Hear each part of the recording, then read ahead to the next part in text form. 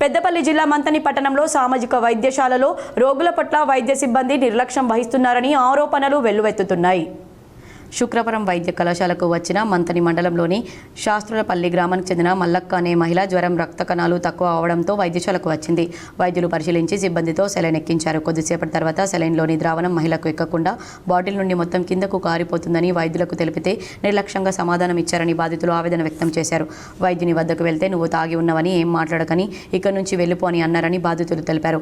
ఉన్నతాధికారులు వైద్యశాలను తనిఖీ చేసినప్పుడల్లా ఆగమేఘాల మీద స్థానిక సిబ్బంది వైద్యశాలను శుభ్రంగా ఉంచుతూ తర్వాత శరామామూలు అన్నట్లు ప్రవర్తిస్తున్న వైద్యులు, వైద్య సిబ్బందితో ప్రజలు ఇక్కట్లు పడుతున్నారు.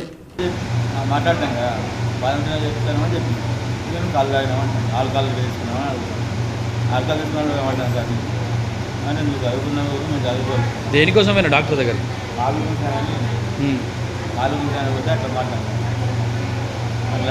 గ్లూకోజ్ ఎన్నో గ్లూకోజ్